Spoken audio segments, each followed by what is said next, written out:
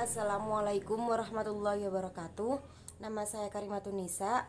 Saya di sini akan menanggapi video dari Kus Dr. Abdul Wadud Nafis LCMEI yang berjudul Personal Branding.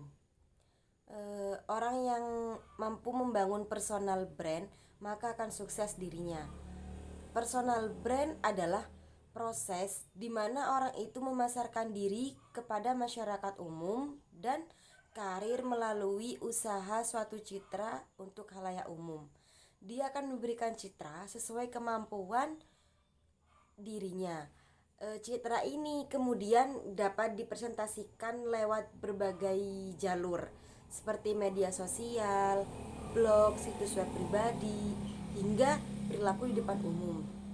Lainnya produk atau jasa. Brand personal memberikan gambaran tentang pengalaman yang akan didapat konsumen ketika berinteraksi dengan pemilik brand. Ada juga fungsi dari personal brand, sehingga kita perlu membangun personal brand. Yang pertama itu sebagai pembeda. Semisal, orang itu pembedanya adalah jujur dan amanah.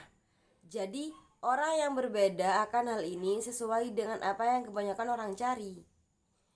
Yang kedua itu promosi dan daya tarik. Jika semisal ahli tasawuf, maka akan sering mengaji. Itu merupakan menjadikan daya tarik. Yang ketiga itu keyakinan. Ketika berdagang seperti yakin kita itu akan berhasil. Yang keempat, pengendali pasar. Loyalitas itu misalnya. Tujuan personal branding. Yang pertama itu membentuk persepsi masyarakat, akan membentuk pandangan masyarakat. Jika semisal membangun branding menjadi ulama yang soleh, maka jadi ulama yang soleh. Yang kedua itu membangun rasa percaya masyarakat kepada brand. Contohnya, kalau mau minum air mineral, merek Santri itu bagus, suci, higienis.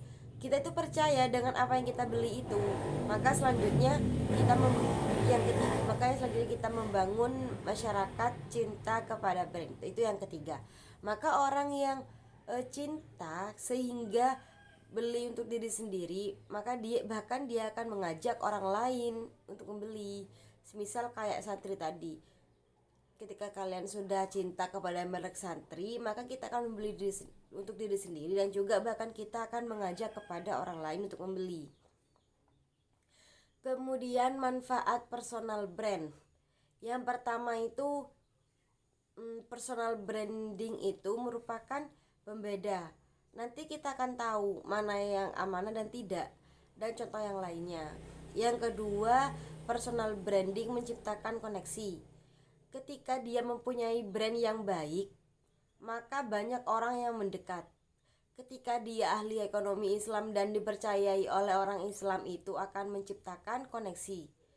Yang ketiga, personal branding meningkatkan authority. Kemudian metode personal branding. Di sini ada 9 metode.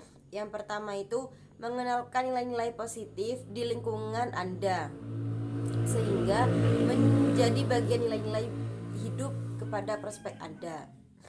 Yang kedua, menstimulasi persepsi penuh makna mengenai nilai-nilai kualitas yang Anda miliki. Yang ketiga itu mengatakan kepada orang lain bahwa Anda itu berbeda dengan orang lain. Kemudian yang keempat, menggunakan teknik personal branding yang tepat sehingga tidak terlihat sombong dan vulgar. Yang kelima, mempengaruhi cara orang lain melihat Anda. Yang keenam, menciptakan harapan-harapan dalam pemikiran orang lain mengenai apa yang akan mereka dapatkan bila mana mereka bekerjasama dengan Anda. Yang ketujuh, menciptakan identitas diri yang memudahkan orang-orang untuk keluar bagi masalah mereka. Yang terakhir, memosisikan Anda berada di atas dalam persaingan, membuat Anda unik dan lebih baik dibanding pesaing yang ada dalam pasar. Kemudian tips untuk membangun personal branding di media sosial. Yang pertama itu gunakan nama yang sama untuk semua media sosial.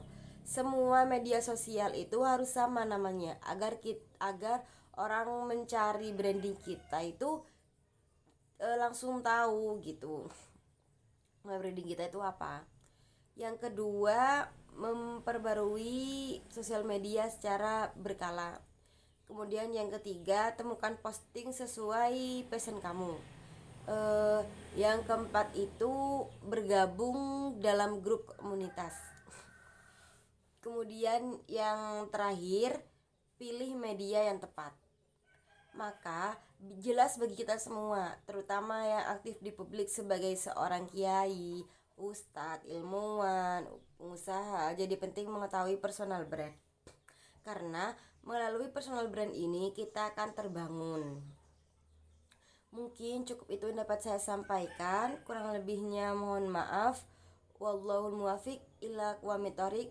Assalamualaikum warahmatullahi wabarakatuh.